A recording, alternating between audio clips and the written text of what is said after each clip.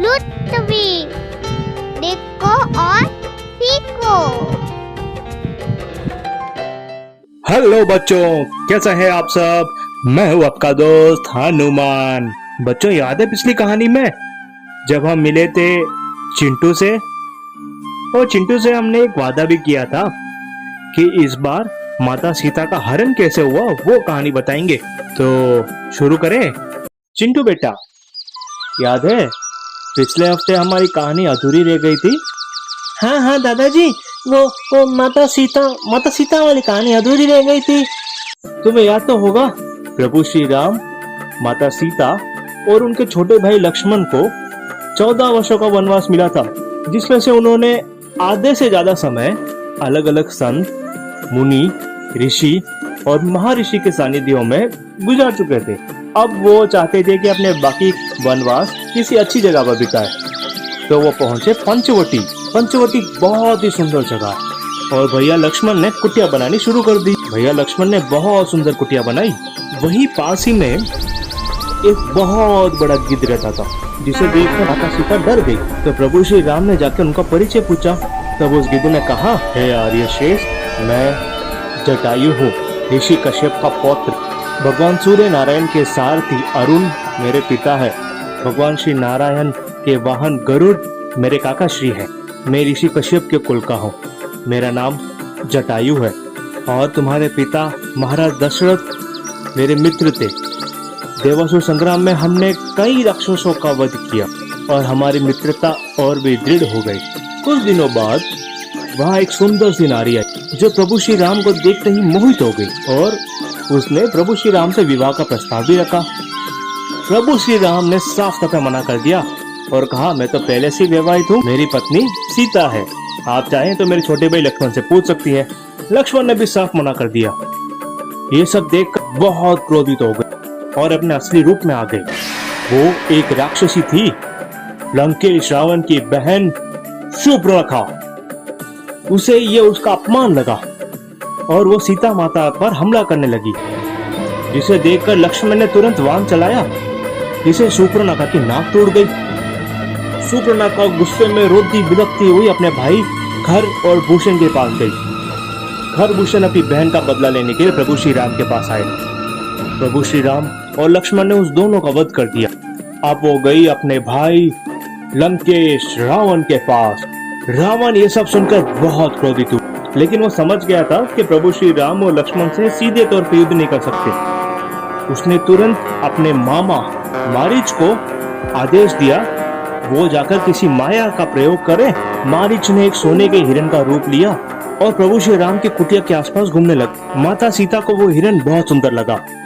माता सीता उस हिरण को पाना चाहती थी, तो प्रभु श्री राम माता सीता के लिए उस हिरण के पीछे पीछे गए। वो हिरण प्रभु श्री राम को लेकर कुटिया से बहुत दूर चला गया। अब प्रभु श्री राम को यकीन हो गया कि ये हो न हो एक मायावी राक्षसी है।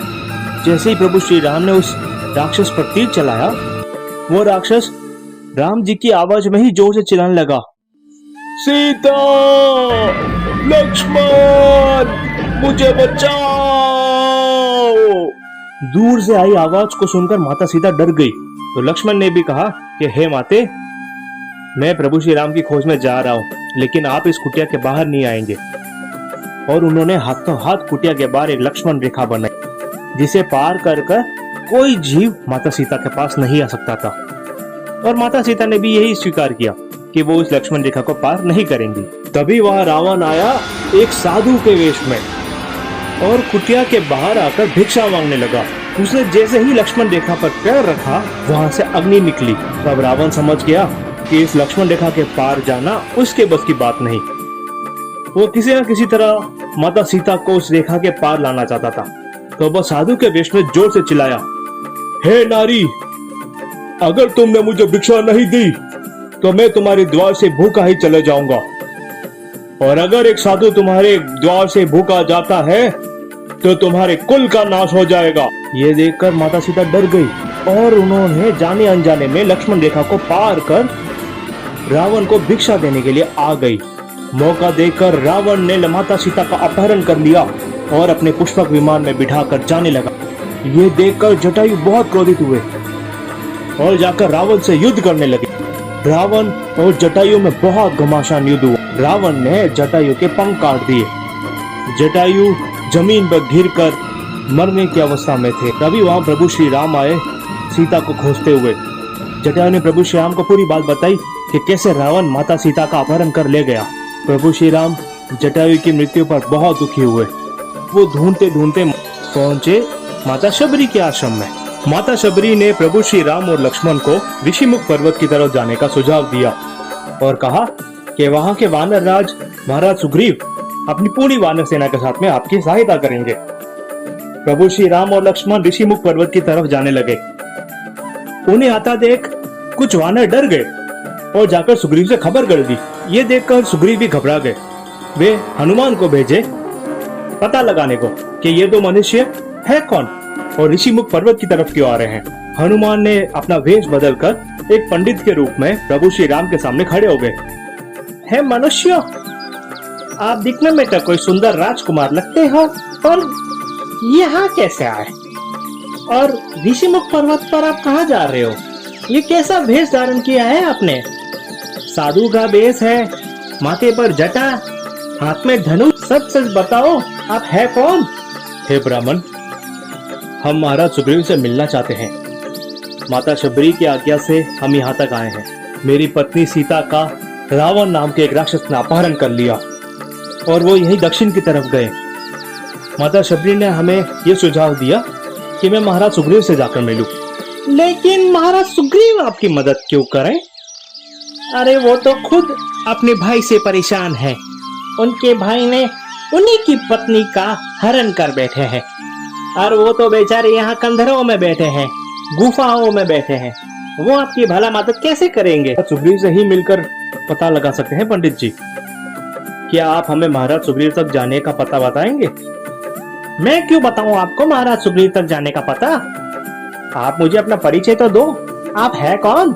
मैं अयोध्या के स्वर्गवासी महाराज दशरथ का पुत्र राम हूँ। ये मेरे छोटे भाई लक्ष्मण है। मेरी पत्नी सीता का ही अपहरण हुआ है रावण द्वारा। प्रभु, ये कैसी माया है प्रातःश्री? ये अभी तक पंडित था, अब एक वानर कैसे बन गया? ये जरूर कोई मायावी राक्षस होगा। नहीं नहीं नहीं लक्ष्मण, क्रोध ना करो। हे वानर, क्या आप हमें अपना परिचय देंगे? प्रभु, प्रभु मैं आप ही का सेवक हनुमान। हनुमान? हाँ प्रभु, मैं हनुमान। आप मेरे आराध्य श्री राम हैं। हनुमान को देखकर प्रभु श्री राम बहुत खुश हुए और उन्हें गले से लगा लिया। हनुमान प्रभु श्री राम को महाराज सुग्रीव पर ले गए और रास्ते में महाराज सुग्रीव की पूरी कहानी बताई। तो बच्चों, हम अगले हफ्ते फिर मिलेंगे चिंटू के साथ में और एक नई कहानी, एक नई सीख के साथ आपके अपने इसी चैनल पृथ्वीश में। देखो और सीखो। तब तक इस चैनल को आप लाइक करें, शेयर करें और सब्सक्राइब करें। ठीक है बच्चों, हम फिर मिलेंगे। Bye bye.